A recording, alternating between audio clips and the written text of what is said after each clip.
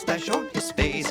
Go along the road sometime this morning like he wanna leave the place. He seen the smoke way up the river where the Lickum gunboats lay. He took his hat and left very sudden and expect he's run away. The mouse run ha ha, the black folks take ho ho. It must be now the kingdom coming in the year of Jubilo. Hello, and thanks for tuning in to Part 8 of the American Civil War Gaming Club's YouTube series on John Tiller Software's Civil War games.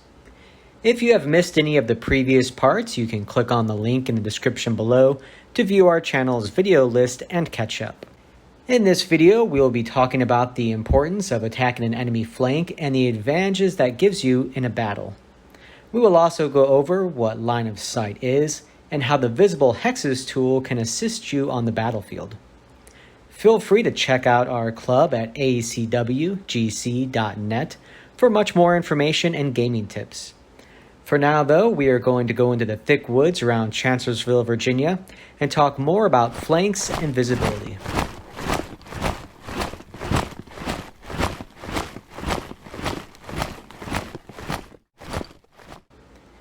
So what are we referring to when we talk about a flank? In relation to our games, it refers to any fire received from a direction that the targeted unit is not facing. In military terms, this is known as an enfilading fire. On the screen here, you will see all of the nearby hexes, which would qualify as being on the flanks of the unit in the center. The game does not differentiate between the rear and the flank area. When you are engaged in fire combat with an enemy unit, your goal should always be to find a way to fire on the flank of that unit if possible. There are a few reasons why this is a good thing. To begin with, you receive a flank modifier bonus during fire combat when you fire on the enemy.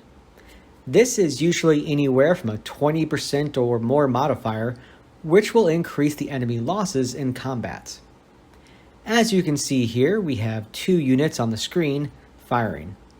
The first unit is firing on the front of the enemy unit with no modifier in place. But the second unit, firing from the flank, has a 40% modifier.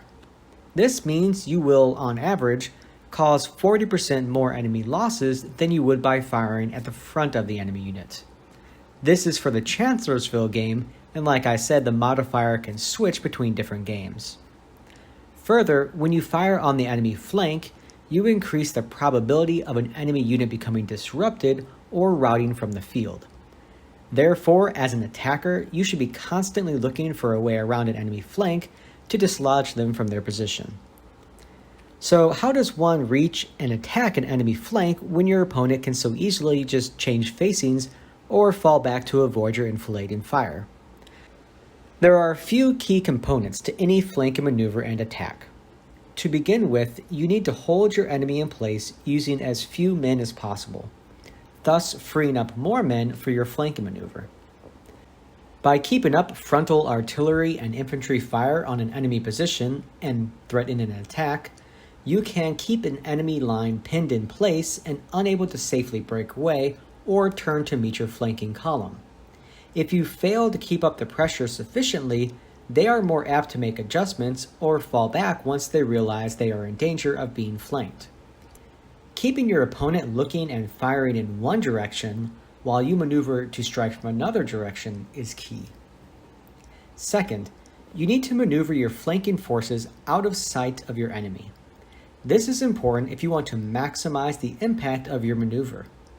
Staying out of sight will also minimize your exposure to enemy fire as long as possible and reduce your losses. Moving through woods and behind hills will offer the easiest way to stay out of the enemy line of sight. One great tool to use is the Visible Hexes tool. By highlighting a hex, as seen here, and then clicking up here on Visible Hexes, all shaded hexes around here are the hexes that are not able to be seen from or to the highlighted hex. As you can see, we have a few units here on the march, and all of them are shielded from the line of sight of the enemy nearby. Sometimes you can't avoid being seen due to the terrain or the enemy's placement. In that case, then I recommend speed over stealth.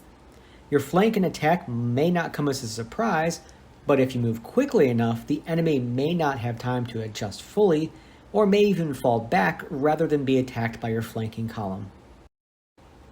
Third, you need to attack perpendicular to the enemy line so that you strike them from front, flank, and rear all at once.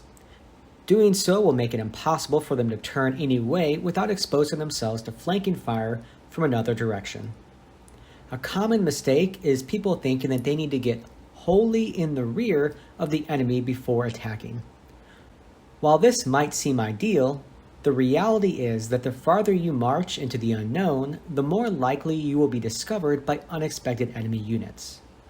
Also, the farther you separate your own forces from one another, the harder it becomes to keep them within supporting distance should either force falter.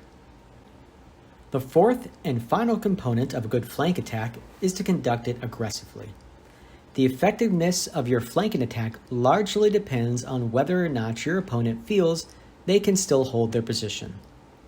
If you attack cautiously, you give them the opportunity to bring up men and adjust. Soon your flanking attack may be running up against a stiff resistance as a result of your own caution and your opponent having the time to counter your movement. A more aggressive attack may unhinge an opponent and send them reeling backwards before they even have a chance to counter. Successful flanking attacks will almost always drive your opponent from their position and keep your own losses to a minimum. Full frontal attacks can be costly and risky affairs, while attacking flanks are often more effective. That is not to say that you should never make a direct attack. You simply need to know which type of attack is called for in any given situation. That wraps up our quick tutorial video on flanks and visibility. Remember that for more information and tips about the John Tiller Civil War games, check out our club's website at acwgc.net. In our next video, we will head back west to Mississippi, where we will cover supplies, both small arms and artillery, and how ammunition works in these games. We will also talk about objective hexes and how they can be very overrated in some scenarios, underrated in others, and in some cases downright useless. I hope you have enjoyed this video in our tutorial series. Be sure to give it a like if you did, and also check out our other videos dealing with numerous other gaming topics. I will see you next time. Thanks for watching.